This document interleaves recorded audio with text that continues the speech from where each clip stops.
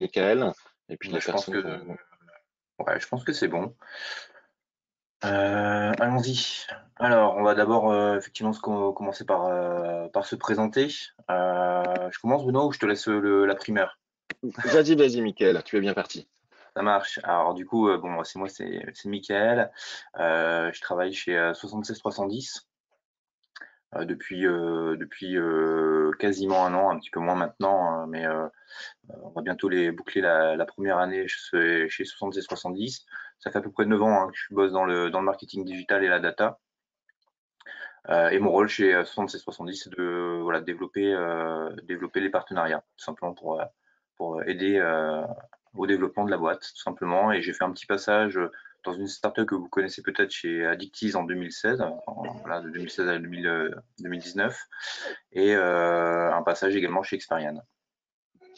Voilà, voilà. Bonjour à tous. Alors voilà, je vois les questions aussi. Alors, je crois que je peux pas répondre, moi, Michael, aux questions. C'est toi qui dois pouvoir répondre. Donc bonjour à tous. Moi, c'est Benoît Venière. Donc je suis le fondateur et le CEO de Marketing One by One.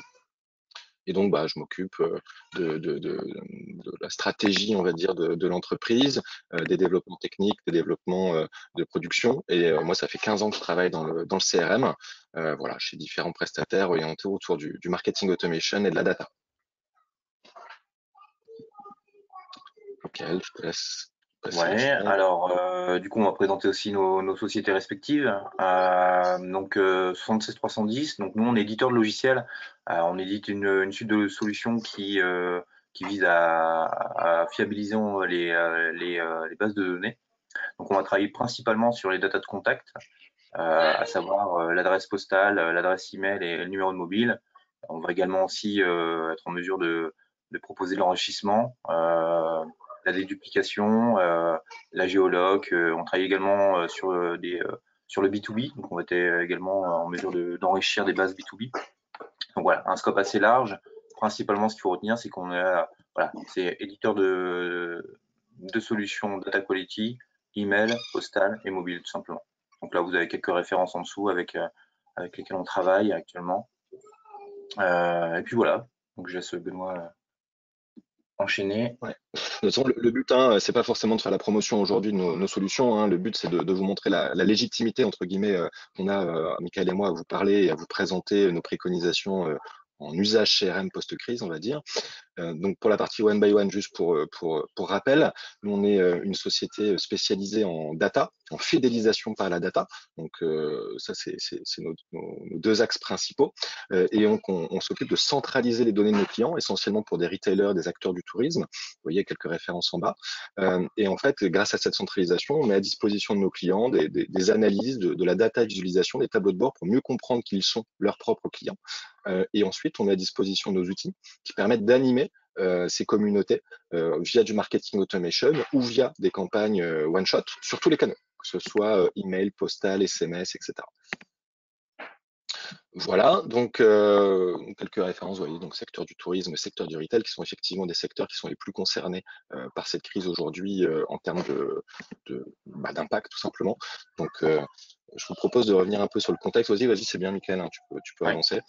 Sur le contexte, effectivement, de la crise et de l'impact que ça peut avoir au niveau CRM et au niveau animation contact.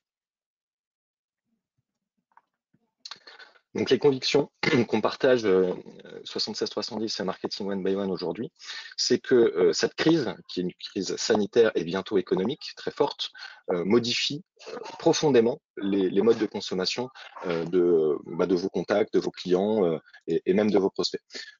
Premièrement, en fait, c'est qu'il va y avoir un changement de paradigme entre le e-commerce et le retail. C'est-à-dire qu'on le voit là avec le confinement, avec la crise, on ne peut plus quasiment, maintenant c'est le redémarrage, mais on ne pouvait pas acheter en magasin, on ne pouvait acheter que sur le e-commerce. Donc il y a des habitudes qui ont été prises qui ne vont pas forcément s'enlever du jour au lendemain et qui peut-être vont juste muter. Ça, c'est le premier point. Deuxième point, pour les retailers, il y a des dispositions sanitaires pour accueillir du trafic en magasin, que ce soit le nombre de personnes dans le magasin, que ce soit le port du masque, que ce soit l'essayage des produits. Enfin voilà, il y a beaucoup de dispositifs et donc les consommateurs vont peut-être aller en magasin moins par plaisir, mais plus par nécessité. Ça, c'est un point important.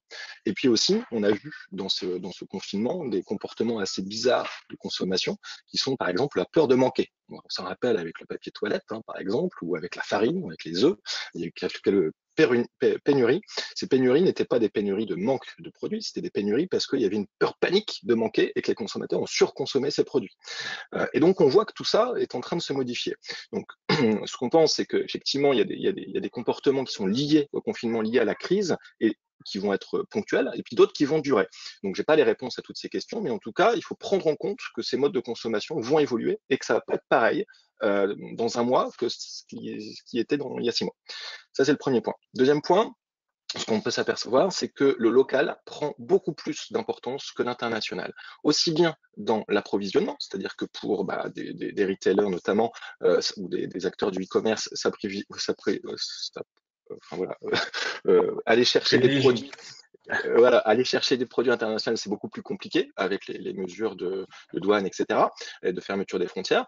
Et par ailleurs, les consommateurs, eux, cherchent beaucoup plus de local, que ce soit la petite ferme à côté pour aller chercher ses œufs et sa viande, mais aussi, pourquoi pas, aller chercher au petit supermarché à côté plutôt que faire 50 km pour aller dans le grand mall plus loin. Donc voilà, donc on voit que le local est beaucoup plus important et beaucoup plus recherché par les consommateurs que l'international. Et puis enfin, le dernier point qu'on a identifié dans la modification des comportements liés à cette crise, c'est l'importance des valeurs par rapport au business. On l'a vu l'exemple avec, je ne sais pas si vous avez vu Amazon, qui n'avait pas arrêté directement ses salariés, et les salariés se sont plaints quasiment tous les soirs aux 20h en disant c'est pas normal, on envoie du rouge à lèvres, on envoie du vernis à ongles, alors que c'est censé être des produits pour première nécessité, et à cause de ça, on met en péril notre santé parce qu'on n'a pas de port du masque, voilà. Donc, en fait, les salariés se sont plaints d'Amazon directement plusieurs fois à 20h. Ça a une image extrêmement négative. Et on voit que les consommateurs mettent en valeur, entre guillemets, le respect de ces consignes, le respect des collaborateurs, etc. Ça, c'est le premier point. Puis le deuxième point, c'est le côté vert, le côté écologique. On le voit tous en tant que confinés, quand on a la chance d'avoir un jardin ou d'être un petit peu dans la nature, on met beaucoup plus l'accent sur les petits bruits des oiseaux, sur comment poussent les herbes, etc., les plantes, etc. Et en fait, on voit aussi que la nature reprend ses droits. Vous avez vu les images de Venise, vous avez vu les différentes images. Et en fait, l'écologie, qui est un fond latent, entre guillemets, une demande latente, en fait, va avoir un pic suite à ce confinement, suite à cette crise. Donc, il y a non seulement les valeurs humaines, mais les valeurs aussi économiques et sociales, et donc qui vont être très importantes pour les entreprises à mettre en valeur justement par rapport à leur business. Et donc ça a quoi comme impact au niveau CRM? Donc les convictions, c'est que déjà il va y avoir une surpression marketing à la reprise, c'est-à-dire qu'il va y avoir une décorrélation entre tous ces changements, ces modes de consommation qui changent, etc., ces convictions qui changent, et le fait que les retailers, notamment les acteurs du tourisme, ont perdu énormément de business pendant cette crise, et donc ils vont vouloir à tout prix rattraper le business perdu, et donc surcommuniquer pour essayer de faire revenir au maximum leurs clients. Et donc là, il y a une décorrélation forte, un décrochage qui va s'opérer entre la pression marketing qui va être excessivement forte et les nouvelles attentes et nouveaux besoins des consommateurs qui sont extrêmement changeants. Deuxième point, la reprise au niveau CRM, l'erreur à ne pas commettre, c'est surcommuniquer sur le Covid. Je ne sais pas si en tant que consommateur, vous avez reçu autant que moi d'emails avec l'objet Covid-19. Enfin, je suis désolé, les retailers n'ont pas la même légitimité que nos instances gouvernementales pour communiquer sur le Covid ou sur les instances médicales ou sanitaires. En quoi une marque va pouvoir donner des conseils supérieurs à ce qu'on pourrait attendre de la communauté scientifique? C'est pas légitime. Ça. Et puis après, faire fi de cette crise, dire bah non, comme as usual, comme on dit, rien n'a changé. C'est pas vrai non plus. Donc le curseur à trouver dans la communication est assez subtil. Là, c'est chaque marque qui doit faire ce travail intermédiaire entre la surcommunication sur la crise ou la sous-communication. Il faut trouver le bon juste milieu. Ensuite, le point dans les convictions également qu'on partage avec 76-70, c'est qu'il va y avoir un afflux massif de communication sur l'email, parce que c'est pas cher, parce que c'est mesurable, parce que c'est facile. Enfin, voilà. Et donc là, en fait, il va y avoir une surpression commerciale énorme sur l'email. Et donc, la conviction, c'est que en termes de CRM, il va falloir varier les canaux beaucoup plus qu'avant. On pourrait revenir pendant la suite de cette présentation. Et puis enfin, c'est l'importance de vos data, c'est le cœur du sujet de cette conférence, pour personnaliser vos communications auprès déjà de vos contacts et de privilégier, on le verra après, vos contacts avant de privilégier l'acquisition de nouveaux leads pour justement dire on vous connaît bien, vous êtes déjà passé chez nous, vous êtes déjà acheté sur le site web, vous avez déjà été en relation avec le service client, vous avez déjà fait une demande, etc., etc. Donc tout ça, et en fait, ça rassure. Ah oui, cette marque, en fait, elle me reconnaît, elle est là aussi pour m'accompagner dans ma reprise de consommation et je suis pas un petit nouveau, quoi. Et donc, l'importance de la donnée pour reconnaître ses clients et bien communiquer auprès d'eux. Voilà, donc la vision, entre guillemets, les 4 points qu'on va aborder dans ce webinaire, ça va être 1, comment mieux exploiter vos data, tout simplement, donc notamment via de la centralisation de données. 2, comment comprendre et anticiper les parcours clients, les nouveaux parcours clients et les nouvelles attentes de vos consommateurs. 3, comment essayer d'avoir une meilleure qualité, une donnée plus fiable, une meilleure qualité de données pour mieux exploiter cette donnée et avoir toutes les armes pour bien communiquer. Et puis enfin, comment communiquer de manière pertinente et différenciante suite à cette crise et lors de la reprise. Quelques quick wins, donc de mise en place avant de rentrer dans le vif du sujet. Comme ça, on vous donne quelques tips, ou en tout cas ceux qu'on pense. Après, à vous de nous dire dans vos questions si vous partagez nos points de vue. Mais une erreur fondamentale qu'on a tous vue, et moi en tant que entre guillemets, spécialiste du CRM, je l'ai vu et revu en tant que consommateur, des triggers qui n'étaient pas débranchés.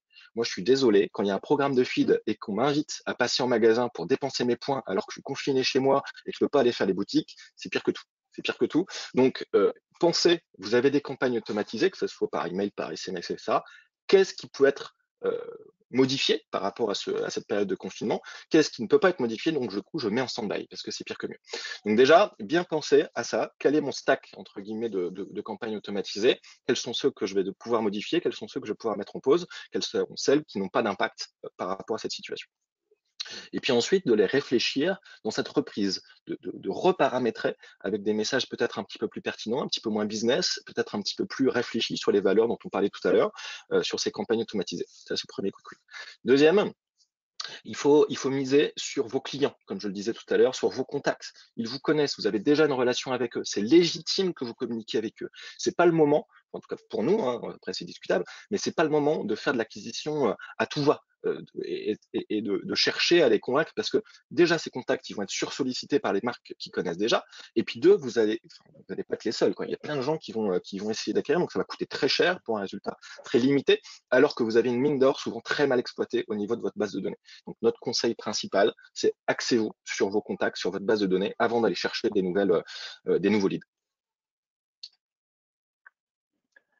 Michael? Oui, ouais. Je te laissais, tu étais bien parti, donc du coup, j'étais passionné par ce que tu disais. Effectivement, donc là, c'est ne pas tomber non plus dans les pièges de faire des full bases, comme le disait Benoît, attention à la surpression marketing, et par rebond, attention à votre délivrabilité quand on parle d'email. Donc, on serait tenté de vouloir rattraper effectivement le retard accumulé en termes business avec des envois d'emails massifs. Attention, ça peut être dangereux en termes de délivrabilité. La surpression commerciale, je viens de le dire. Et puis, petite note aussi, petite parenthèse, mais qui pas des moindres, l'envoi d'un email coûte entre guillemets 4 grammes de CO2. C'est-à-dire qu'on va avoir une empreinte carbone importante sur un envoi d'email. Donc, c'est pas anodin. Ça, à l'échelle française de tous les retailers, tous les annonceurs, ou voire même à l'échelle mondiale. Donc, c'est là où c'est important, comme on l'a dit un peu précédemment, la précision de la segmentation qui va être judicieuse, de ne pas en faire un tout de base et puis d'avoir une qualité de données qui soit fiable pour pas envoyer des emails sur des adresses email qui n'existent pas ou qui n'existent plus. On verra aussi un peu après comment on peut éviter tout ça. Varier également ses canaux de communication, pas uniquement utiliser l'adresse email par exemple, mais effectivement on a d'autres canaux qui sont tout aussi efficaces en fonction de ce qu'on a besoin de dire. Donc le SMS, effectivement le courrier ou des push notifications sur des apps. Voilà, il y a aussi toute la partie un peu corpo, mettre en avant vos collaborateurs, ça peut être aussi un axe. Ça c'est Bah, C'est tendance effectivement, en ce Michael, juste moment. pour rebondir là-dessus, enfin, moi je suis assez convaincu que c'est très important, d'une part, de bien communiquer que c'est le collaborateur, parce qu'au niveau CRM, on pense souvent à ses clients, mais on oublie facilement ses collaborateurs. Alors qu'en fait, ce sont vos premiers clients. Et on sait tous, hein, l'adage, ou en tout cas, je sais plus qui disait ça, hein, c'est le patron de Virgin, qui disait si vous voulez des clients satisfaits, déjà occupez-vous bien de vos salariés. Et donc, c'est un peu même idée en termes de communication. Déjà, communiquez bien auprès de vos salariés. Et pourquoi pas leur envoyer un SMS, pourquoi pas leur envoyer des emails à l'ensemble de vos collaborateurs, pourquoi pas personnaliser ces SMS et ces emails en fonction du poste qu'ils occupent, s'ils travaillent ou pas, etc., etc.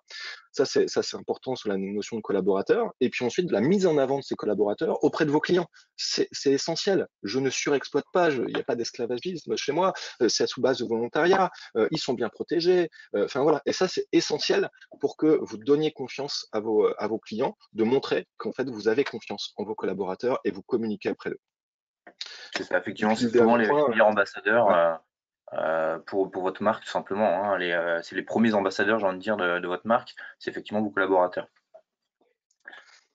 On l'a dit aussi tout à l'heure, penser local parce qu'effectivement la tendance commence, la prise de conscience de la surconsommation et de la consommation abusive ou excessive sans réflexion.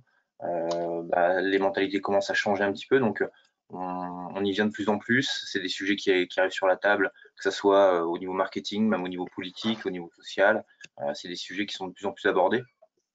Donc, il ne faut pas passer à côté aussi de ça dans votre discours, en tout cas dans la mesure du possible, hein, en fonction de votre business bien entendu, mais effectivement penser local dans vos réflexions de stratégie marketing, de stratégie de communication. Voilà, moi, je vous propose, si vous voulez, avant de passer à la suite et de rentrer vraiment dans le cœur du sujet, hein, si vous avez des premières questions par rapport à ce qu'on a pu vous présenter, par rapport à nos convictions, par rapport à ces quick wins, n'hésitez pas à nous en faire part. C'est aussi ça, la force d'un webinaire, c'est de pouvoir être interactif. Donc, n'hésitez pas à nous poser des questions, à nous challenger également, et nous dire tout simplement si vous êtes d'accord avec ça, si vous y aviez pensé ou pas du tout. Voilà, je vous propose d'avancer. Alors, mieux exploiter ces données, alors c'est facile à dire. Pareil, hein, j'aime bien les maximes, hein, mais je ne sais pas si vous connaissez cette maxime. Vos prospects, c'est de l'argent, vos clients, c'est de l'or. Et donc, en fait, vous avez souvent de l'or dans les mains qui, en fait, n'est pas très bien exploité. Parce qu'en fait, vous avez une mine d'or, voilà, de data que vous collectez et que vous continuez à collecter d'ailleurs, hein, avec ce confinement, ne serait-ce que les passages sur votre site web, les commandes sur votre site web, les relations avec votre service client, les avis clients qui continuent à se faire. Enfin, voilà, il y a une mine d'or de data qui est souvent très peu exploitée. Et on se dit, ah bah c'est bien, je la collecte. Mais c'est bien de la collecter. Après, il faut la collecter proprement déjà, on y reviendra. Et puis ensuite, comment je m'en sers? Parce que ça sert à rien si à un moment donné, je collecte pour 10, 15 ans d'historique de données, si au final, je ne l'exploite pas tous les jours dans mes actions CRM. Donc, effectivement, donc vous l'avez compris, bah, c'est notre credo, hein. Nous, on est pro sur la fidélisation. En tout cas, c'est vraiment notre spécialité et on y croit fort et on le sait, hein, de toute façon, je ne sais pas si vous le savez, mais dans le général, les budgets marketing, c'est en gros 80% lié à l'acquisition et 20% sur la fidélisation. C'est une stat générale, hein, voilà, mais c'est un peu l'ordre d'idée. Et donc, ce dont on s'aperçoit, c'est que déjà, ces budgets d'acquisition sont énormes parce que tout simplement, les annonceurs ne savent pas identifier leurs clients. Et ils pensent que tout le trafic qui est généré en magasin ou tout le trafic qui est généré sur leur site web, c'est grâce à l'acquisition de leads. Sauf qu'en fait, déjà, s'ils avaient une meilleure utilisation de leurs données, ils pourraient s'apercevoir qu'en fait, ces gens-là qu'ils ont payé très cher via des Google AdWords, par exemple, c'est des gens qu'ils avaient déjà en base de données. Juste, ils se sont pas enregistrés de la même manière ou ils n'ont pas été identifiés, etc. Donc, en fait, ils l'ont payé 2 fois. Et une fois qu'ils l'ont encore payé, ils la rentabilisent toujours pas, cette adresse, avec des actions de communication. Et donc là, ce qu'on voit, c'est quelques stats sur le fait que, notamment en France et de manière générale, aujourd'hui, les outils sont vraiment en avance de phase par rapport à la prise de hauteur des marketeurs sur le bon usage de leurs données et sur le fait qu'aujourd'hui, les données sont sous-exploitées au maximum, que ce soit en termes de personnalisation, que ce soit en termes de ciblage et que ce soit en termes de mixité de la pression commerciale et des canaux utilisés. Et donc, pour nous, le cœur du sujet, c'est vraiment d'être en mesure d'identifier ces différentes sources de données, de les collecter proprement, on y reviendra encore une fois, mais surtout de les centraliser. Alors, nous, on a pris le terme CDP, Customer Data Platform, pour dire ça. Maintenant, il y a plein de termes qui existent, hein, DDP, Data Lake, Data Warehouse, RCU, il y en a plein. Le principe de la CDP, Customer Data Platform, c'est que c'est vraiment à but de fidélisation, et un peu comme un RCU amélioré, un référentiel client unique. Et donc, le principe, c'est d'aller chercher chacune des sources, que ce soit les sources en magasin. Donc, aujourd'hui, vous n'avez pas eu forcément beaucoup de tickets de caisse ces 3 derniers mois, mais ça va revenir, on l'espère tous. La navigation sur le site web, les commandes sur le site web, je disais les avis clients, la relation avec le service client. Est-ce que j'ai eu quelqu'un au téléphone pour remonter une insatisfaction de non-livraison, de retard, de produits cassés, etc., etc. Donc tout ça sont des sources extrêmement importantes parce qu'on va s'en servir ensuite pour mieux identifier ces contacts, pour diversifier toutes les informations qu'on connaît sur eux, sur leurs points de contact, sur leurs coordonnées, mais aussi du coup pouvoir ultra personnaliser des communications en one-to-few et en one-to-one. On y reviendra par la suite.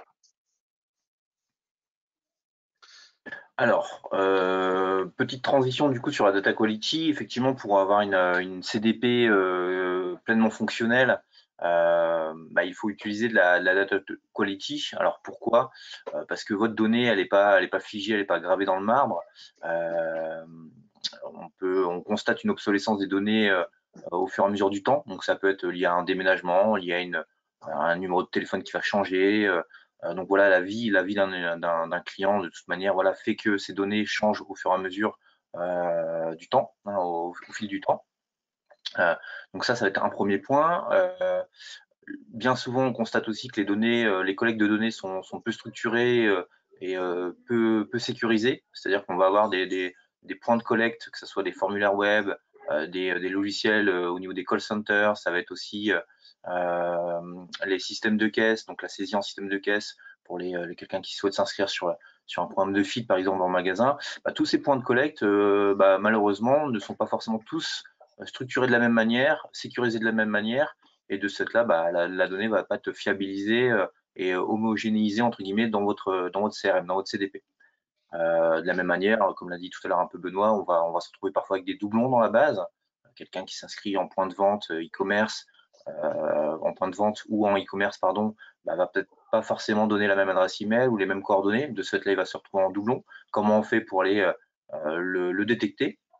De la même manière, on va avoir des coquilles dans les saisies. On va avoir encore une fois des problèmes de syntaxe, des problèmes de validité, hein, tout simplement des données. Et puis, pourquoi la data quality? Aussi réduire l'empreinte carbone. On en a un petit peu parlé aussi tout à l'heure. C'est vrai que en termes de IT, le stockage des données consomme énormément d'énergie. Globalement, sur un data center, par exemple, il faut savoir qu'on a à peu près entre 40 et 50% d'énergie qui est allouée au refroidissement des data centers. Donc ça a un coût CO2 énorme.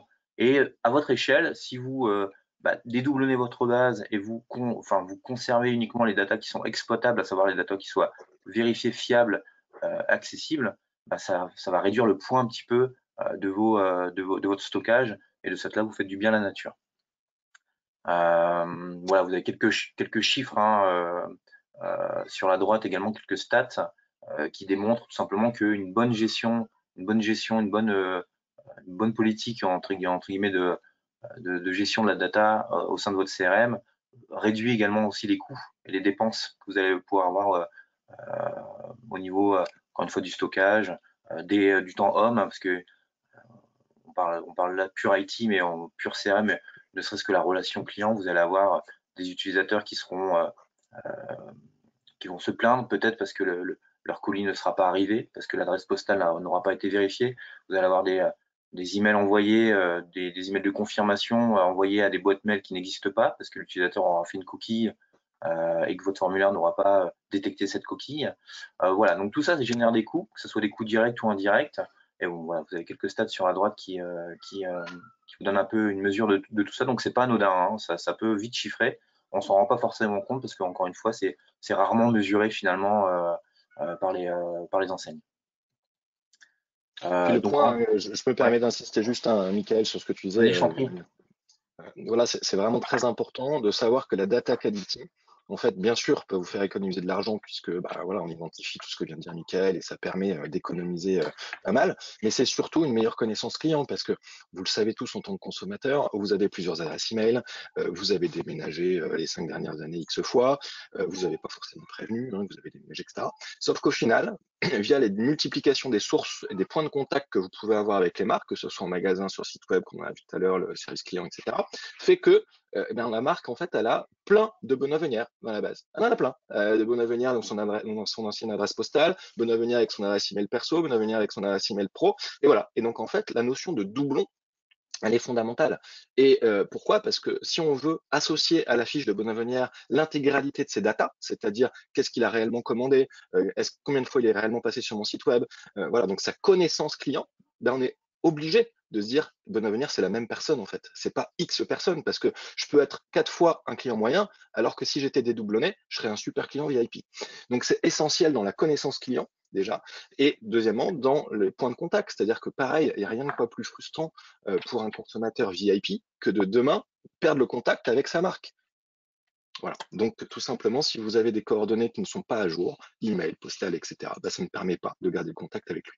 Donc, mis à part effectivement ces points d'économie, il y a également la connaissance client et la perte de lien avec vos clients. Exactement. Et bon, tu vas un peu spoiler les slides qui Ah, vont venir pardon, je suis après. désolé, Michael. C'est pas grave. Non, mais c'est pas grave.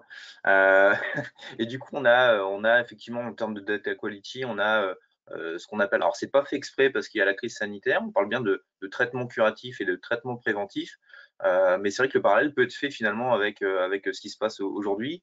Enfin, toute proportion gardée, on est bien d'accord, mais euh, dans la data quality, on va opérer un peu comme dans le corps médical, c'est-à-dire qu'on va mettre en place des solutions préventives afin de prévenir de la maladie, quelque part la maladie de la data, Des qui est ce gestes qu'on a vu barrières, tout à on l'heure, pourrait dire, Michael. exactement des gestes barrières. Euh, et puis après, on a effectivement le mal est fait, le virus est dans votre CRM, c'est-à-dire que vous avez des doublons, vous avez des données qui sont pas bonnes. On va pouvoir mettre en place ce qu'on appelle des solutions curatives qui visent à venir nettoyer et enrichir votre base de données. Donc ça, on va développer un peu plus juste en dessous. Donc comprendre le besoin du client. Benoît, tu veux faire une petite Oui, aparté bah, sur ça? Ouais. c'est essentiel, hein. C'est-à-dire que on le voit aujourd'hui avec ces changements de consommation, les attentes qui vont être très différentes des consommateurs et le fait que la concurrence va être extrêmement forte à cette reprise, hein. C'est-à-dire que tous les retailers, tous les e-commerçants, tous les acteurs du tourisme vont énormément communiquer pour essayer de limiter la casse de cette période de crise. Et du coup, en fait, vous allez être on va dire, obligé de mieux comprendre qui sont vos clients pour essayer d'envoyer des messages les plus pertinents possibles. Donc là où le mass mailing, quand je dis mass mailing, ça peut être sur n'importe quel canal, hein, mais là où le mass mailing pouvait encore à peu près exister dans le monde d'avant, dans le monde de demain, il est de plus en plus dangereux de faire appel à des communications massives sans personnaliser, même je dirais ultra personnaliser. Et pour le faire, bah, il n'y a pas 36 solutions, c'est mieux comprendre, mieux identifier les parcours clients et ça via la data visualisation.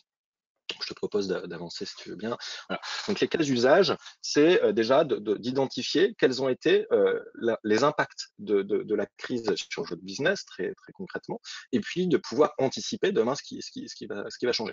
Bien, tout simplement les produits. Alors c'est tout bête, hein, mais je ne sais pas si vous avez vu les différents reportages à la télévision. Il y a plein de grands retailers hein, de grande consommation, on va dire, grande distribution, qui savent même pas. C'est les chefs de rayon, c'est les directeurs de magasins qui disent ah bah tiens les vêtements sont moins partis pendant 3 semaines. Ah, super, mais c'est assez facile de le voir. Hein. Si on analyse les tickets de caisse, si on analyse les ventes, on voit très bien quels sont les produits qui ont été survendus, les produits qui ont été sous-vendus.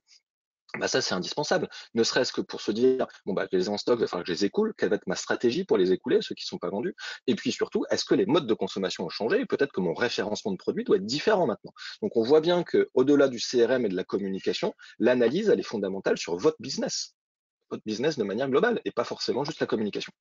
Ensuite, effectivement, de distinguer quels sont les clients qui ont pu aller en magasin de ceux qui n'ont pas osé. Je vais dire une bêtise, une énormité, mais bah, peut-être la peur du virus n'est pas la même chez tous les consommateurs, quoi. Et que peut-être demain, les axes de communication que vous aurez, il va y avoir peut-être des axes de communication par classe d'âge, des axes de communication de est-ce que les personnes sont prêtes à se déplacer ou pas, et peut-être surexister sur le média digital avec les gens qui vont pas se déplacer, et vendre, entre guillemets, le fait que vous ayez une présence physique pour les gens qui sont prêts à se déplacer facilement. Donc ça, c'est voilà, ça s'analyse également. Et puis les zones géographiques, on en parlait tout à l'heure, le local, très important, les zones de chalandise, quelles ont été les zones, alors on le voit, on parle de département rouge, département vert, département orange, ça aura certainement un impact au niveau de votre business, et surtout, les gens attendent qu'on parle local, ils attendent que ce soit leur directeur de magasin qui prenne la parole. Enfin voilà, donc tout ça, c'est de la personnalisation, et pour ça, il faut identifier ce qui est important comme axe d'achat et comme comportement. Et puis enfin, c'est de pouvoir analyser la pertinence de vos campagnes, ça de manière très détaillée, par exemple via des populations témoins, via des mesures de performance qui vont au-delà d'un taux d'ouverture, d'un taux de clic email, parce qu'on l'a vu tout à l'heure, il va falloir changer les canaux. Et donc, ces mesures-là ne vont pas suffire pour voir la pertinence de vos campagnes. Donc, quelques exemples pour identifier des parcours clients, hein, c'est de voir effectivement quels sont les clients dans votre base qui passent sur votre site web. Alors ça, c'est une donnée essentielle, hein, je ne sais pas si vous l'avez mis en place chez vous, mais de dire quels sont les visiteurs de mon site web qui sont présents dans ma base de données. Est-ce que je suis capable de les identifier? Généralement, les personnes se loguent de 5 à 10%. 5 à 10% des visiteurs se loguent ou sont reconnus. Donc vous partez du principe bien souvent que 90% des visiteurs ne sont pas vos clients. Donc c'est grâce à toutes ces campagnes AdWords très coûteuses que vous avez fait venir 90% de vos visiteurs. Alors que si vous aviez un système d'authentification plus poussé, vous seriez en mesure de dire qu'en fait 70% de votre trafic est généré par des gens que vous connaissez déjà, que vous avez en base, et que le AdWords vous génère que 30%. C'est une indication que vous pourriez voir via des tableaux de bord un peu poussés qui vous permettraient de centraliser, enfin, qui sont le reflet entre guillemets de la centralisation des données que vous avez pu faire, en croisant effectivement ce type de données digitales et pourquoi pas les coûts de recrutement et de génération de leads sur votre site. Et puis effectivement aussi, là c'est le taux de complétude, on va dire, c'est une donnée essentielle, c'est-à-dire de voir sur votre base quelles sont les coordonnées, quelles sont les dates de naissance renseignées, est-ce que je pourrais communiquer par SMS avec mes clients, parce que c'est très bien de se dire ah bah super, je vais varier les canaux. Si à un moment donné dans votre base vous avez 95% d'emails et 2% d'SMS, on pourrait vous dire vous allez varier les canaux, mais ça ne va pas changer grand-chose dans votre prise de parole auprès de vos contacts. Donc il y aura peut-être, on verra aussi par la suite, d'autres méthodes pour aller chercher des numéros de portable. Pour autant, c'est très important de mesurer ça et de voir si les actions, par exemple, de collecte de ces numéros de mobile sont efficaces. Et si en magasin, si sur votre site web, vous privilégiez bien le dépôt de ces nouvelles coordonnées. Et donc ça, vous devez le mesurer quasiment en temps réel. C'est très important. Alors, collecter de la donnée de qualité, donc on l'a vu tout à l'heure, effectivement, les points de collecte sont variés, les sources de collecte sont variées, on peut avoir des partenariats, on peut avoir un site web qui va générer de la data, on peut avoir les call centers, on l'a vu tout à l'heure, on a également les jeux concours, enfin voilà, il y a un tas de points de collecte qui peut alimenter votre CRM. L'idée ici, c'est de vous montrer un petit peu quelles sont les solutions, quels sont les outils qui permettent justement de collecter de la donnée de qualité. Donc, c'est avoir la data qui soit fiabilisée et vérifiée en temps réel. Parce que à ce moment-là, effectivement, on interagit avec l'utilisateur, la saisie elle est en train de se faire. Il va falloir vérifier à l'instant T si la data est correcte avant de pouvoir l'insérer dans le CRM. Alors, on a pris un petit exemple de Madame Pangolin, un petit clin d'œil avec la situation actuelle. Donc, Madame Pangolin est sur son site e-commerce. Donc là, on a simulé entre guillemets un formulaire somme toute assez classique qu'on pourrait retrouver dans un site e-commerce, équipé en solution data quality. Donc, c'est-à-dire que chaque champ va bénéficier entre guillemets d'une vérification et d'une normalisation. La normalisation, on va le voir aussi plus tard, elle est hyper importante pour la détection des doublons notamment. Donc voilà, Madame Pangolin, donc le site e-commerce est équipé en solution préventive. Madame Pangolin aussi, on va l'équiper aussi en solution préventive, on va lui mettre son petit masque, sinon c'est pas d'actualité. Bon voilà, globalement comment ça se passe? Donc elle commence à saisir effectivement son nom, son prénom.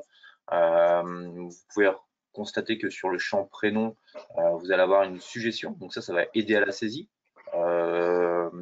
On va retrouver exactement la même chose sur le champ email qui est beaucoup plus technique, c'est-à-dire qu'on va voir finalement sur le champ email la suggestion qui va être basée sur le nom-prénom pour faciliter encore une fois la saisie. Ensuite, après le arrobase vient le domaine, donc on va également dès la première lettre proposer une série de domaines qui va être triée par par ordre alphabétique et par popularité. Donc, dès qu'on tape un G, par exemple, pour Gmail, fatalement, on va avoir en première position Gmail et ensuite par ordre alphabétique les autres domaines. Alors j'ai Et une puis à la question, première fois, Michael, avec innocence, hein, je me mets à la place de quelqu'un qui nous regarde.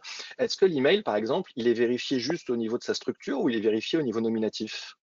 alors il est vérifié à plusieurs niveaux. Donc on va vérifier d'une part, effectivement, dans un premier temps, la syntaxe. On va vérifier effectivement que la structure soit bonne. Donc, on va regarder effectivement si il y a bien quelque chose avant l'arrobase, donc à savoir un utilisateur. On va regarder effectivement s'il y a un arrobase, qu'il n'y a pas d'espace. Donc tout ce qui va être relatif à la syntaxe. Après l'arrobase, on a le domaine et l'extension. .com, .fr, .be et ainsi de suite. Donc ça va être le premier niveau de contrôle qui va déjà nous épargner un bon nombre d'erreurs potentielles, mais ce n'est pas suffisant pour effectivement vérifier que la data soit correcte. Ce qu'on fait ensuite, c'est qu'on va vérifier que le domaine existe bien, en gros que c'est bien, qu'il y a bien un serveur de messagerie derrière, donc gmail.com, pas de souci, on sait que c'est un serveur de messagerie. Si ici dans l'exemple, la saisie aurait été gmail.fr, là il y aurait une erreur à ce niveau-là. Et ensuite, on vient vérifier l'adresse email au complet. C'est-à-dire qu'on vient pinguer en quelque sorte l'email en temps réel. Hein, donc tout ce qui est fait à ce moment-là, que vous voyez à l'écran, c'est du temps réel. Et donc on vient pinguer l'adresse email. Donc en gros, on simule tout simplement l'envoi d'un email au sein de l'adresse. Donc on n'envoie pas d'email, on coupe entre guillemets la connexion avant d'envoyer réellement un email. Mais ça nous permet d'avoir de l'information. C'est-à-dire que le serveur en face va nous dire bah, coucou, effectivement, j'accepte cette adresse, elle existe bien chez moi, ou au contraire, non, elle n'existe pas chez moi. Donc on va avoir un OK ou un KO. Et au-delà de ça, on va avoir un niveau de profondeur également d'information qui va nous permettre de savoir si la boîte mail est pleine, par exemple, s'il s'agit aussi d'un domaine jetable, donc Piop Mail, vous savez, il y a toute une série de mails jetables. Alors attendez, je crois que ça a coupé l'affichage. Donc vous allez avoir une série d'emails, une série d'informations. Donc on a jusqu'à 17 codes retour, hein, quelque part, qui vous permettent, vous, après, en termes d'UX, en termes d'interfaçage sur le site, d'avoir un pop-up qui vous dit attention, là, votre boîte mail semble pleine, êtes-vous certain de vouloir conserver cette adresse? Attention, cette boîte mail n'existe pas. Donc simplement, est-ce que vous êtes bien certain qu'il n'y a pas d'erreur? Voilà, donc ça va permettre de vérifier l'email, et c'est hyper important parce que bien souvent, l'email dans la plupart des bases clients, c'est la clé, entre guillemets, une des clés, ou du moins d'identification d'un client. Ça va être aussi un des canaux, une des datas qui va être utilisée pour le canal email. C'est l'axe principal, entre guillemets, encore aujourd'hui des marques pour communiquer. Donc c'est vraiment une donnée hyper importante et il faut à minima que sur ce champ-là, il y a un minimum de contrôle et de vérification. Ensuite, on va passer à l'adresse postale. Donc, de la même manière, l'adresse postale, on va faire de ce qu'on appelle de l'aide à la saisie. Donc, on va suggérer des adresses au fur et à mesure de la saisie. Ça vise effectivement à gagner du temps dans la complétion du formulaire. Et ça vise également à avoir une normalisation. C'est-à-dire que derrière les propositions, il faut savoir que c'est des référentiels qui sont des référentiels postaux, tout simplement. Il faut savoir qu'il y a un logiciel derrière qui vient proposer des adresses qui sont déjà normalisées aux yeux de la Poste. Il faut savoir que la Poste, pour ses adresses postales, a défini il y a quelques années une norme AFNOR. Donc AFNOR, c'est un organisme de certification que vous connaissez peut-être dans d'autres domaines. Et la Poste donc a créé une norme pour ses adresses postales. Donc il y a X caractères, donc 38 caractères sur une ligne. Il faut qu'il y ait tel élément dans tel ordre, donc le lieu dit, le code postal, la ville. Donc voilà, je vous passe les détails.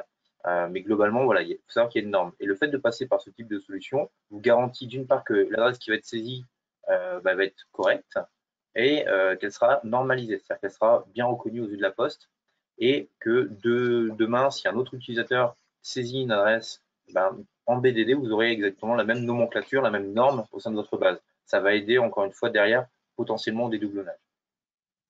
Michael, Voilà. je me permets juste de dire, parce qu'effectivement le Je t'en temps prie. passe vite. Ouais, et par contre, moi je trouve ça essentiel, juste au retour d'expérience. Un autre métier, c'est vraiment de centraliser la donnée. Et effectivement, on fait appel à notre partenaire 7670 pour la data quality notamment. En fait, on se rend compte que toutes les bases de données sont beaucoup plus, permettez-moi le terme, pourries que ce que les utilisateurs en pensent.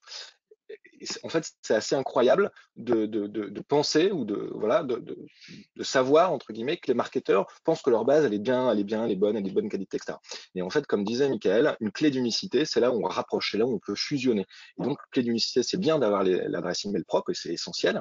Sauf que, comme vous le savez, vous pouvez avoir plusieurs adresses email. Et donc là, on est obligé de se pencher sur une dernière source d'authentification qui peut être l'adresse postale, qui peut être le numéro de téléphone, qui peut être la date de naissance. Et donc, c'est essentiel d'avoir ces informations déjà en base et qu'elles soient de qualité, que ce soit effectivement sur cette solution préventive que vient de présenter Michael, donc sur votre site web ou en magasin, mais après on le verra aussi en curatif parce que voilà, si on ne fait pas ça, au final, on a collecté de la donnée qu'on ne va pas être capable d'exploiter. Voilà, exactement. Donc, on va avancer effectivement, l'heure tourne. C'est vrai qu'on parle beaucoup, Benoît et moi. On va essayer d'avancer un petit peu pour pas vous retarder et respecter le timing. Euh, Hop, donc je passe à la slide suivante. Petit focus sur les emails très rapidement, c'est un peu ce qu'on vient de voir, donc je ne vais pas trop m'attarder. Si vous avez encore des questions, n'hésitez pas, de toute manière, on sera là pour y répondre après le webinar. Voilà, la suggestion va permettre effectivement de suggérer des domaines, ça je l'ai dit tout à l'heure.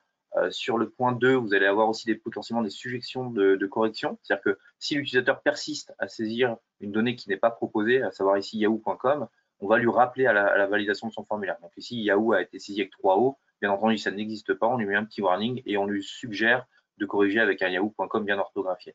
De la même manière, comme j'ai dit tout à l'heure, on va être capable d'identifier une adresse email qui est pourtant bien syntaxée, le domaine est bon, gmail.com, il n'y a pas de souci, donc l'adresse email à première vue semble correcte, mais en fait en pingant l'adresse email, on va se rendre compte qu'elle n'existe pas chez Gmail. Donc l'adresse email est invalide et de cette là, vous ne pourrez pas communiquer bien entendu dessus. Et ça va générer en plus des bounces, donc attention aux problématiques de délivrabilité. Et puis, bon, le meilleur des cas, c'est le cas numéro 4, effectivement, tout va bien, l'adresse est validée, on peut soumettre le formulaire, la donnée peut rentrer en base.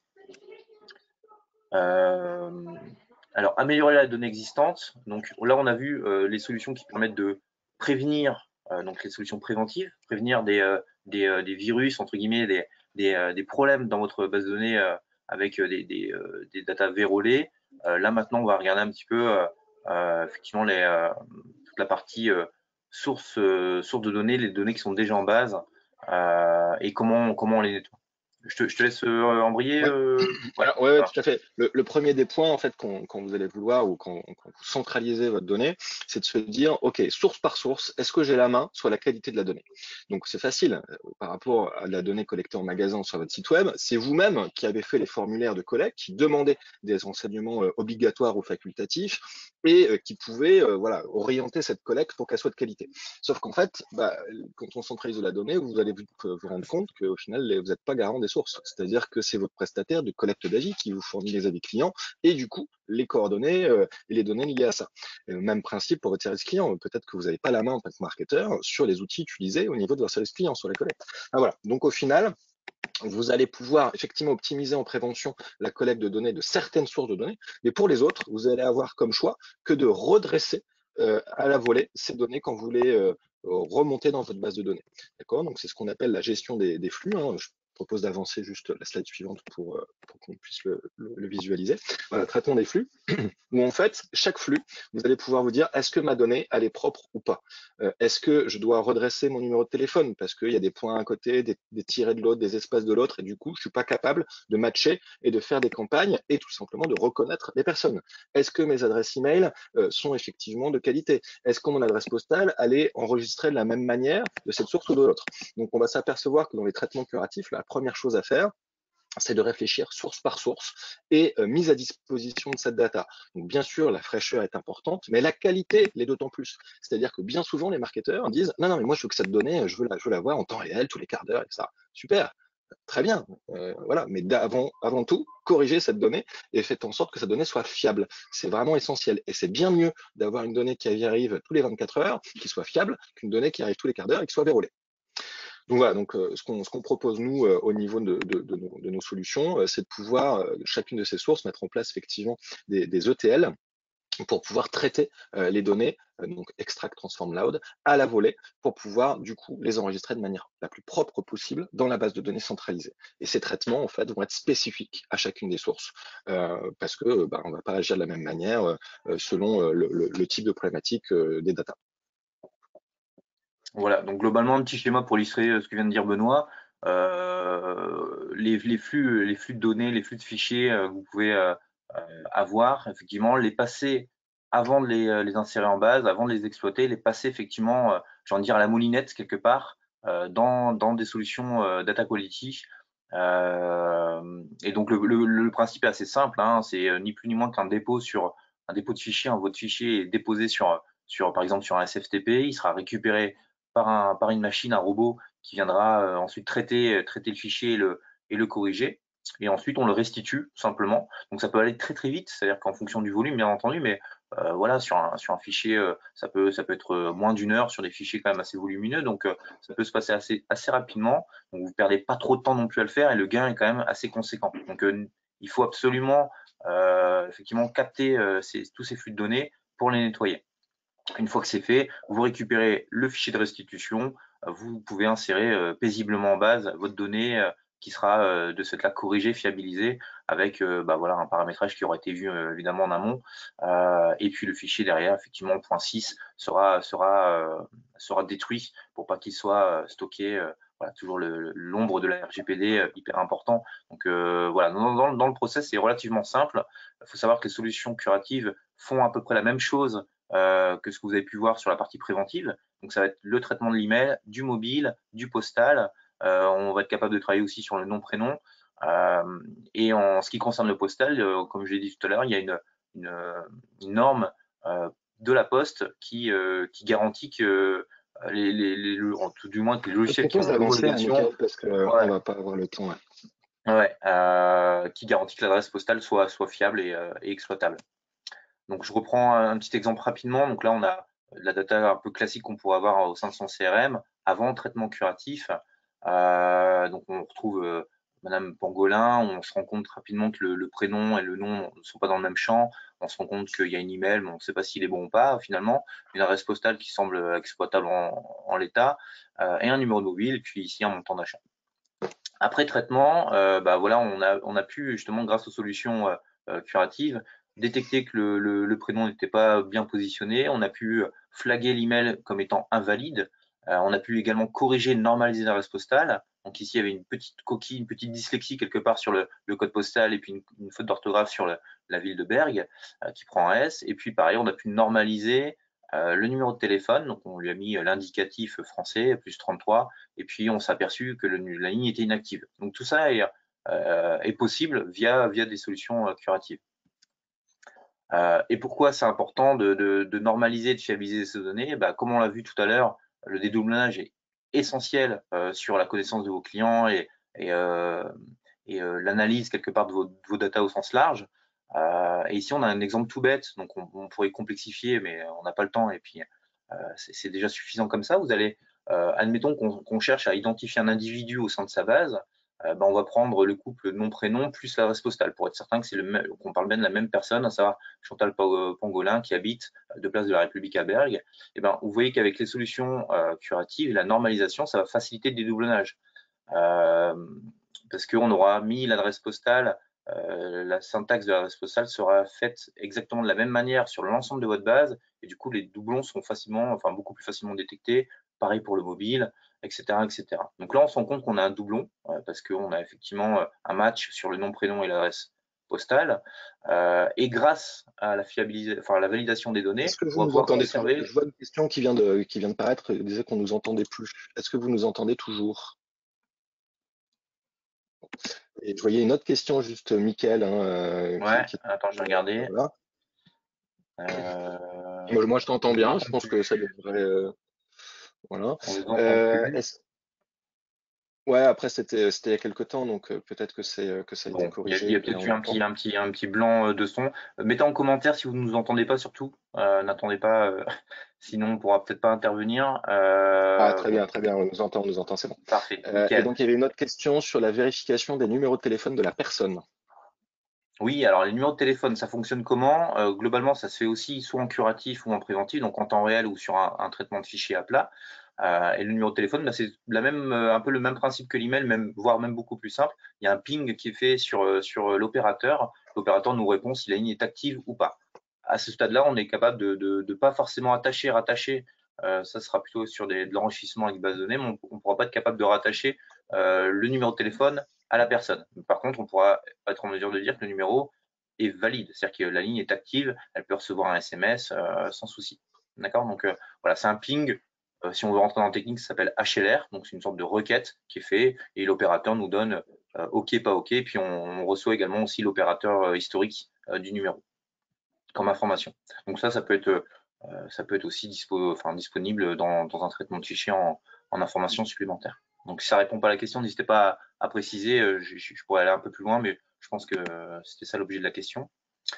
Donc voilà, là on se retrouve qu'on a un doublon, les datas sont fusionnées. Comme vous pouvez le voir, forcément on va arbitrer, on va choisir de conserver les bonnes datas et on va également pouvoir enrichir parce que Madame Pangolin, qui était finalement doublon dans la base, qui était peut-être aux yeux de votre marque, de votre enseigne, un petit client parce qu'elle a fait moins de 100 euros d'achat au total, finalement on se retrouve avec un chiffre d'affaires qui se vient enrichi à 146 euros. Donc potentiellement même sa segmentation, son adressage marketing va changer.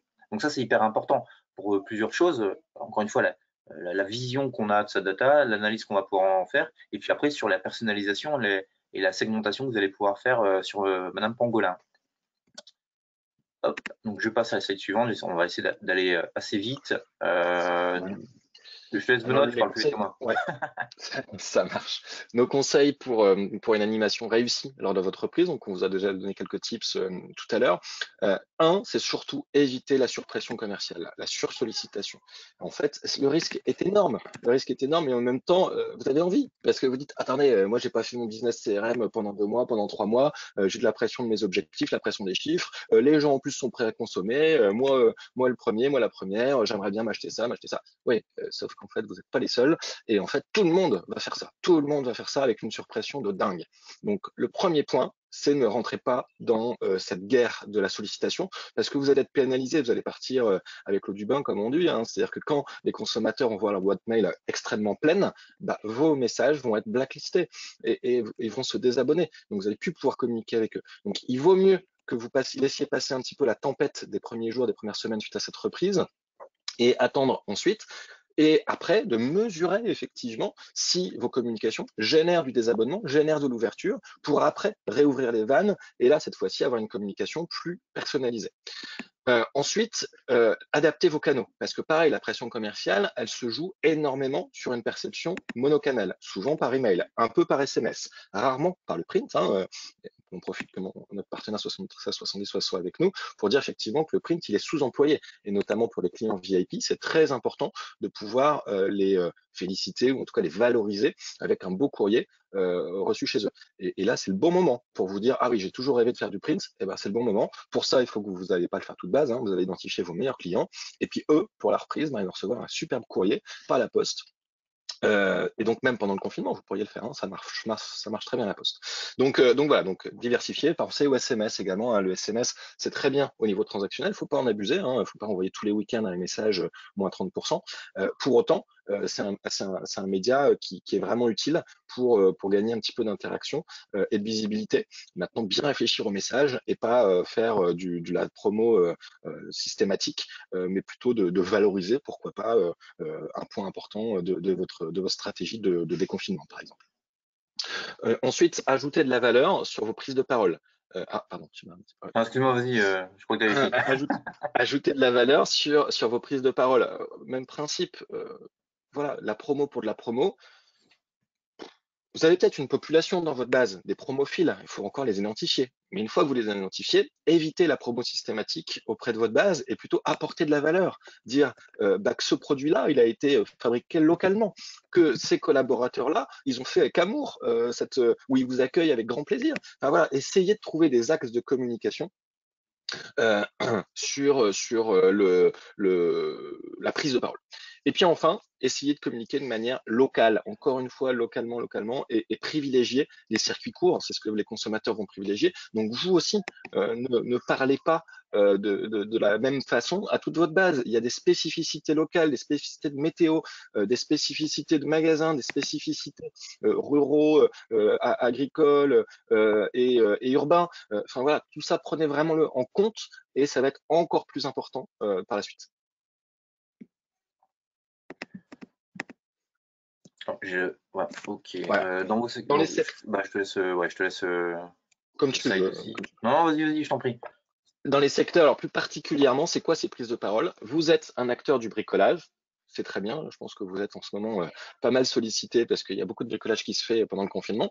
Toujours est-il qu'avant de proposer des promos, proposer des tutos de sécurité, proposer comment éviter de vous blesser, de vous encombrer, d'encombrer les services d'urgence. Comment on se sert d'une scie sauteuse pour couper, j'en sais rien, moi, c'est de manière optimale. Comment on nettoie sa lame, comment on la huile, etc., sans se couper les doigts.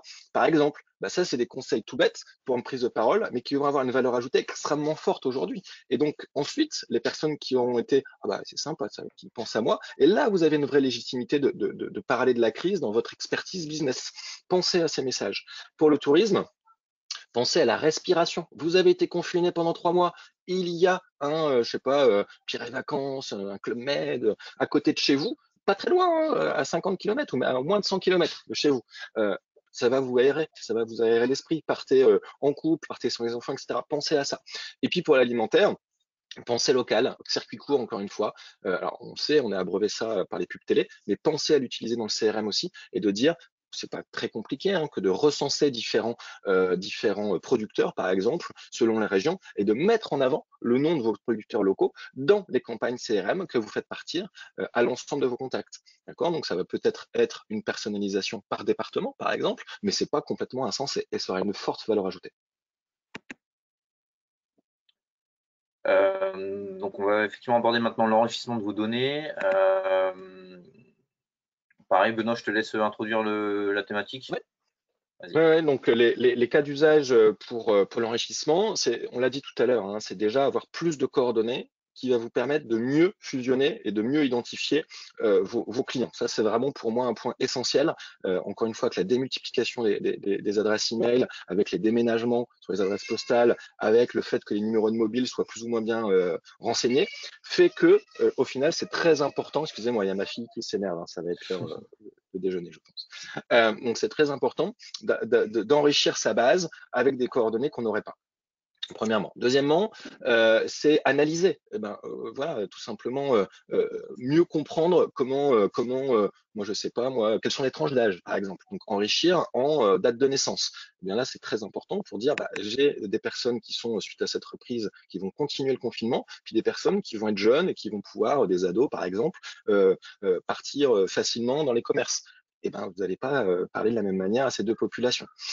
Pareil, les arguments mis en avant vont être des arguments très sécuritaires pour les personnes âgées, là où pour les jeunes, ça va être de dire ah bah c'est bon, enfin libre, tu vas pouvoir faire ça, enfin faire ça. Voilà. Et puis bah, tout simplement les coûts liés à l'envoi de colis, à l'envoi de courrier. Si c'est erroné, ça ne fonctionne pas. Ou si vous ne l'avez pas, vous ne pouvez pas diversifier vos communications. Donc très important de pouvoir enrichir soit au niveau statistique, avoir un segment avec une tranche d'âge, soit au niveau réel. Bon, tu vas revenir, je crois, Michael, hein, sur un enrichissement précis personne par personne. Et puis de réfléchir aussi, qu'est-ce qui est le plus important, d'enrichir par exemple le nombre d'enfants au foyer, d'enrichir en coordonnées de localisation, ou ou d'enrichir en coordonnées tout simplement email, SMS ou postal, si vous n'avez pas ces coordonnées pour pouvoir diversifier vos communications. Alors, justement, effectivement, sur les types d'enrichissement, on peut noter deux grandes voies, deux grandes catégories d'enrichissement. Donc, on va avoir les enrichissements dits statistiques qui proviennent d'instituts de sondage, de l'INSEE, notamment aussi quand on parle d'Iris Caro, ça va être toutes les informations issues du recensement. Donc, vous savez, tous les X années, il y a eu le grand recensement qui a été fait il y a quelques années. Tout ça, c'est de la data qui est disponible et qui peut être exploitée. Donc, on va pouvoir, à partir d'une adresse postale, d'un lieu, donner des indices sur la composition familiale, sur les catégories socio-professionnelles, le revenu fiscal. Donc, au total, il y a à peu près 34-35 indicateurs qui vous permettent d'en savoir un peu plus sur vos utilisateurs, hein, sur vos contacts. Et donc, ça reste des indices, hein, c'est-à-dire que vous n'avez pas de façon certaine sur la partie statistique, vous n'avez pas avec certitude que la personne qui va habiter 15 à l'épaule Verlaine, elle a 2 enfants et elle est plutôt cadre qu'ouvrier et qu'elle a un revenu fiscal de 50 000 euros par an. Ça, vous ne pourrez pas l'avoir de façon personnelle, mais ça donne des tendances sur votre base de données. vous aurez une tendance à avoir des familles nombreuses, des tendances à avoir plutôt des ouvriers ou plutôt des cadres, etc., etc. Donc au total, il y a à peu près 34-35 indicateurs qui sont proposés par notamment les référentiels IRIS et CARO. Donc ça provient de l'INSEE, notamment des données du recensement. Et ensuite, vous avez tout l'enrichissement qu'on pourra avoir avec des bases partenaires. Donc c'est-à-dire que dans votre base, comme l'a dit tout à l'heure Benoît, on peut avoir des trous, c'est-à-dire qu'on n'a pas forcément tout le temps le numéro de téléphone, on n'a pas forcément tout le temps l'adresse postale, on n'a pas forcément tout le temps la dernière donnée, la donnée fraîche quelque part. Donc enrichir son fichier, donc croiser son fichier avec des bases partenaires va permettre de venir combler ces trous avec de l'information manquante. Donc on va pouvoir et récupérer l'information ou créer de l'information qu'on n'avait pas auparavant. Donc ici on donne quelques exemples des données de contact. Donc comme j'ai dit tout à l'heure, ça va pouvoir l'adresse postale, l'adresse email, le mobile. Ça va être également des données socio-démo, encore une fois avec l'âge, le nombre d'enfants. Et des données comportementales, donc tout ce qui va se passer sur le web, notamment avec la navigation, les cookies, tout ça va vous apporter de la valeur et de l'information sur votre contact que vous n'aviez pas auparavant. Donc les deux types d'enrichissement sont essentiels parce que ça va vous permettre encore une fois, de définir une stratégie qui sera ultra personnalisée, ultra segmentée, et donc du coup adresser un message qui sera le plus pertinent à cette personne, et puis d'exploiter également, alors là Benoît sera beaucoup plus content que moi d'en parler, je pense, ou en tout cas beaucoup plus légitime, mais ça va être effectivement exploiter tous les canaux de communication qu'on n'avait pas auparavant. C'est-à-dire que si on n'avait pas l'email ou qu'on n'avait pas le mobile, là, effectivement, qu'un enrichissement de base partenaire, on récupère le mobile, pouf, c'est cool, mon client qui n'ouvrait jamais ses emails, je vais essayer de tester sur le SMS pour voir si ça réagit. Voilà, donc c'est un cas d'exemple. Benoît, tu veux peut-être intervenir, je te sens bouillir. Ouais, non, je disais sur les bases partenaires, effectivement, c'est important de pouvoir collecter rapidement. C'est-à-dire que c'est très bien de mettre en place des formulaires de collecte plus pointus, des factures électroniques qui vous permettent de mieux collecter des datas en magasin. Il y a plein de méthodes pour collecter mieux, sauf que ça se fait longtemps, enfin, dans un laps de temps très, très, très long. C'est-à-dire qu'entre le moment où vous mettez ça en place, ça se fait pas du jour au lendemain, le moment où la collecte se fait de manière plus optimale, en fait, il s'écoule beaucoup de temps. Et là, en fait, ce qu'on voit notamment par rapport à la reprise, c'est que vous devez diversifier. Vous devez diversifier vos canaux. C'est essentiel, sinon vous allez tomber dans le rush de toutes les prises de parole, notamment par email. Et donc, pour éviter ça, eh bien, il existe, ça moi je le vois auprès de nos clients, il y a souvent une méconnaissance, mais il existe plein de techniques pour aller enrichir votre base. J'ai 10 000 VIP, sur mes 10 000 VIP, je vais être capable d'enrichir, allez, 3 000 numéros de mobile, 3 000 adresses email, si vous n'avez pas les adresses email. Bah là, du jour au lendemain, vous pouvez communiquer avec eux sur d'autres canaux, quoi. Donc, c'est important de garder ça en tête, et c'est pour ça qu'on en parle aujourd'hui, c'est que ces méthodes d'enrichissement, souvent on les met de côté, on dit ah ouais non mais j'ai essayé, ça Alors, fait deux Benoît, je trois sais ans pas que si j'essaie tu de collecter. m'entends, je sais pas si les autres l'entendent, ça a coupé Ah, pour Benoît, je crois. et là c'est revenu. Est-ce que vous Est-ce m'entendez? que quelqu'un peut prendre la parole sur le chat, me poser Un une deux un deux question et m'indiquer si on entend Benoît, parce que moi je l'entends plus, et par la même occasion me dire si vous m'entendez. un deux un deux Ouais, Benoît, je te un deux. réentends moi de mon côté. Bon, il y a Ça dû y est, avoir c'est un revenu. petit. Bon, Ok, nickel. ouais, ça saute un peu, ça saute un peu de temps en temps. Donc voilà, je disais, c'est très important. Je sais pas quand est-ce que ça a coupé, mais je disais, c'est très important de pouvoir accélérer la prise de parole avec vos contacts sur tous les canaux, et donc de favoriser l'enrichissement à un mode de collecte optimisé qui au final va vous permettre dans un an, dans 2 ans, de mieux communiquer sur d'autres canaux. Mais aujourd'hui, pour cette reprise, à mon avis, pour accélérer les choses, il faut faire appel à ces techniques-là. Parfait. Du coup, on va avancer un petit peu. On arrive effectivement à la fin de ce webinaire. Donc, la conclusion. Pour résumer Bah tout ça, déjà, vous Benoît. l'avez compris. Ouais. Ouais, déjà, alors résumé, c'est un grand mot, hein. Alors, je vais couper également ma caméra, hop, comme ça, vous n'avez plus me voir. Le résumé, c'est qu'en fait, il faut que vous puissiez centraliser vos données, et c'est le moment, entre guillemets. Ça n'a jamais été autant le moment que maintenant, suite à cette crise, que de dire mes clients, je les connais bien, mes clients, en fait, ils sont reconnus, peu importe leur point de contact, et donc c'est beaucoup moins compliqué que ce que vous pensez de centraliser de la donnée. Je le sais, puisqu'en fait, moi, ça fait, comme je le disais en préambule, 15-20 ans que je travaille dans le CRM, et que les solutions qui permettaient avant de faire ce système de base de données centralisée étaient longues à mettre en place, très coûteuses. Aujourd'hui, c'est beaucoup plus rapide et beaucoup plus simple et beaucoup moins coûteux qu'auparavant. Il faut le faire parce qu'aujourd'hui, sinon, vous n'allez pas sortir de l'océan rouge, on va dire, des communications de l'ensemble de vos concurrents. Donc, il faut mieux personnaliser, donc ça, faut collecter. Ensuite, il faut analyser via de la data vise, qui est liée effectivement à cette base de données centralisée. Effectivement, une fois qu'on a analysé tout ça, on peut automatiser les communications sur tous les canaux. Et là, la variété des canaux est très importante pour justement éviter de rester dans la pression commerciale extrêmement forte qui va être appliquée par l'ensemble des enseignes. Pour autant, la data quality est au cœur de ce schéma. Donc là, je te laisse, Mickaël, prendre le relais. Voilà. Alors effectivement, on a bien vu que la collecte de données est essentielle. On a vu qu'on a la possibilité également d'enrichir via de la data externe, donc soit l'enrichissement stat ou enrichissement de base. On a vu également que dans le parcours de la donnée, on a l'aide à la saisie qui va être essentielle, et la validation également, la vérification d'une certaine norme pour la postale, ou la vérification des datas de contact tels que mobile et l'email va être essentiel. Ensuite, effectivement, on a la transformation de la donnée pour uniformisation. Donc, c'est ce que je viens de dire. Finalement, ça va être calibrer les mêmes datas sous le même format pour faciliter derrière le dédoublonnage, l'analyse de la base, etc.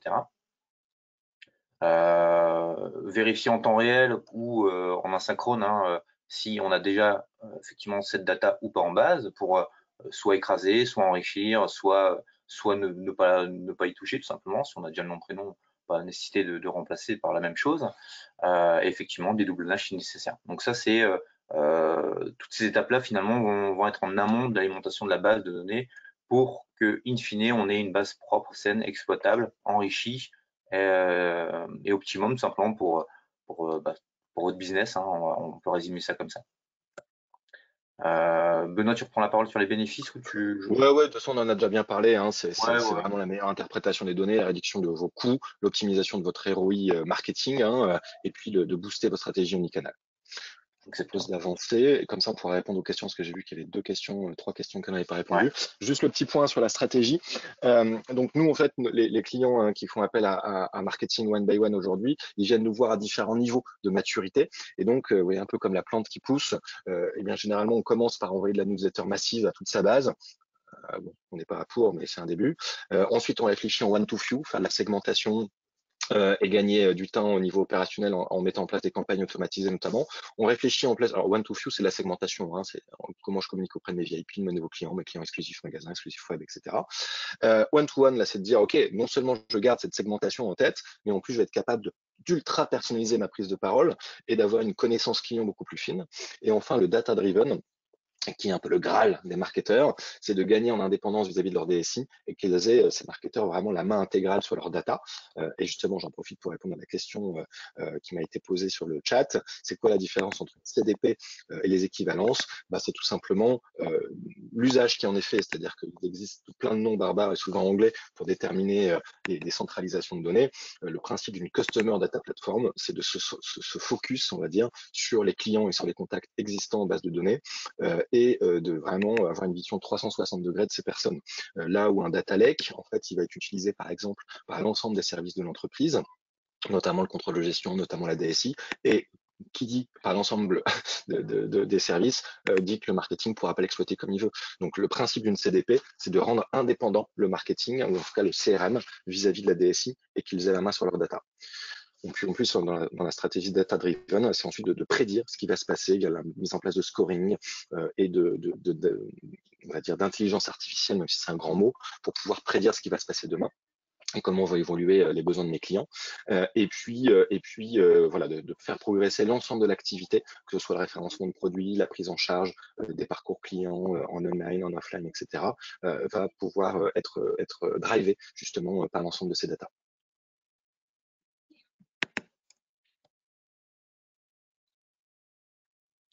Donc le fonctionnement, que ce soit 67-70 ou One by One, et c'est pour ça qu'on est aussi proche et partenaire, c'est qu'on a à peu près la même, enfin on n'a pas à peu près, on a la même approche sur le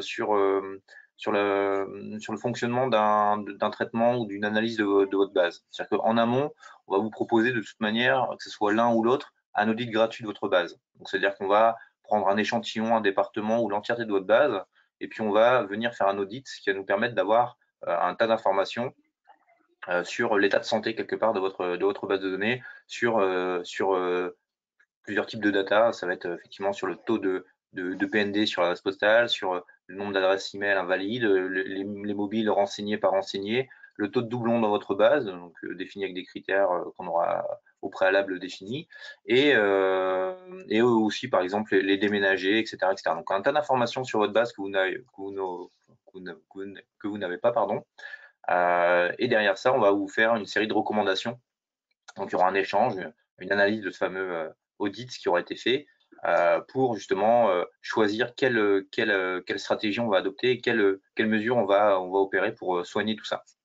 Et puis une fois qu'on s'est mis d'accord sur les recommandations et sur ce qu'on va faire, voilà, on traite la donnée, on vient nettoyer effectivement votre base, on vient assainir tout ça et on vous livre la restitution sous 2 semaines, 2 à 3 semaines, hein, ça dépend des volumes et des attentes du client, mais globalement, c'est dans un timing relativement court, c'est-à-dire qu'en l'espace de 2 à 3 semaines, ça dépend aussi du client, mais globalement, on va être capable et ça peut être même beaucoup plus court, hein, j'ai envie de dire, ça peut se faire en 1 semaine ou 2, mais on va être capable de venir nettoyer tout ça et de réalimenter votre base proprement. Donc ça, c'est un peu les grandes étapes. Quand on fait un audit, à quoi ça ressemble? Donc là, vous avez un échantillon quelque part d'un rapport d'audit. Donc c'est une partie d'un rapport d'audit. Vous avez voilà, des statistiques, comme je l'ai dit tout à l'heure, sur le taux de doublon, sur les rejets stockades. Alors les stockades, c'est tout simplement les personnes qui ont déménagé. Donc on va être capable de les identifier. Encore une fois, la Poste fournit cette information-là. Petite parenthèse, quand vous déménagez, bien souvent, vous faites un suivi de courrier. Et ben voilà, ça crée un fichier côté de la Poste que la Poste monétise. Et nous, on vient récupérer ce fichier-là pour justement croiser ça avec votre base et identifier les déménagés. On va être capable aussi de potentiellement d'attacher une nouvelle adresse. C'est-à-dire que forcément, quand on déménage, on donne sa nouvelle adresse à la Poste. La Poste, de la même manière, va aussi monétiser ça en nous fournissant ce fichier-là. Et nous, on va être capable de fournir, d'enrichir avec la nouvelle adresse. Voilà, donc là, vous avez un petit exemple, un screen un peu de nos audits. Voilà, on a fini le webinaire. Désolé, on a beaucoup débordé avec Benoît. On ne s'attendait pas forcément à être aussi long. Mais en tout cas, On a c'est commencé bien. un peu plus tard aussi, Michael, hein. On a commencé un peu Ouais, plus c'est tard. ça. C'est exactement On a ça. le petit quart d'heure, on a le petit quart d'heure de retard habituel, hein. Voilà. Moi, juste pour conclure, hein, parce on l'a pas trop dit, mais effectivement, le CRM doit être au cœur de votre prise, hein. C'est-à-dire que il faut bien imaginer que les publicités, que ce soit de l'affichage, que ce soit de la pub télé, pub radio, etc., mettent en avant les valeurs. Et le CRM, généralement, il était là pour activer en marketing direct la promo. Il faut que ça change et que via cette reprise, le CRM soit au cœur de votre prise de parole et des valeurs que votre entreprise veut véhiculer. Et puis surtout, il faut imaginer toujours pareil, hein, l'empathie, vous mettre à la place de vos consommateurs et de vos clients, de dire mais qu'est-ce qu'ils vont recevoir et moi qu'est-ce que je reçois comme message. Et donc du coup, comment vous allez pouvoir être différenciant? On vous a donné pas mal de pistes. Maintenant, ni 6770 ni Marketing One by One, nous sommes une agence de communication, hein, sur le ton à employer, sur les valeurs vraiment prioritaires à véhiculer. Pour autant, on est persuadé que c'est la bonne, c'est la bonne direction à prendre et que bah, pour compléter ça, il faut de la data extrêmement de qualité et bien centralisée pour pouvoir ultra personnaliser CRM. Voilà, alors j'ai vu qu'il y avait en question, on y a répondu, hein, sur la partie CDP.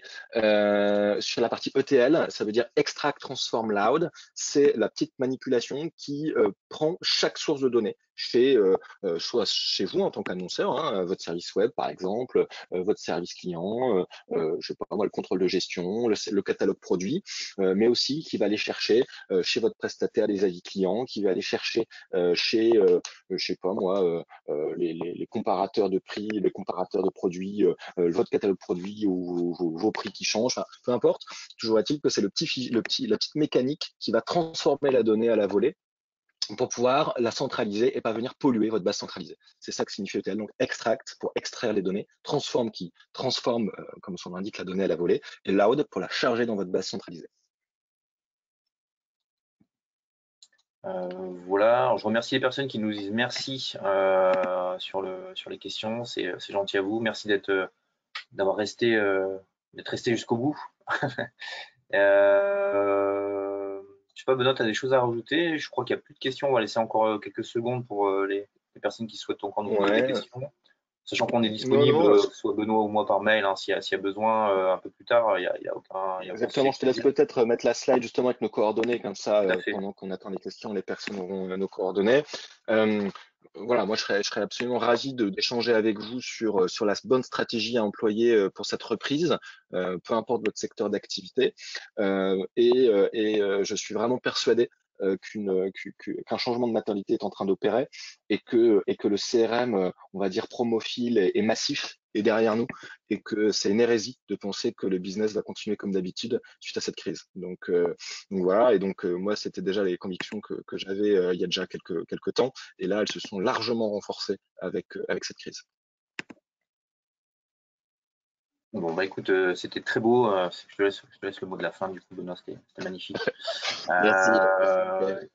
Emmanuel, merci. Emmanuel nous dit merci, c'était très intéressant. Merci, merci à vous, Emmanuel.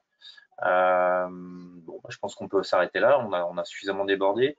Je vous souhaite de mon côté une bonne journée à tous, une bonne semaine.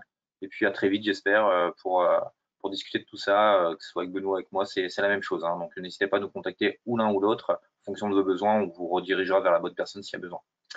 Voilà. Exactement. Benoît, au revoir. On dit au revoir. Merci à tout le monde et au Allez, revoir. au revoir. À bientôt. Au revoir.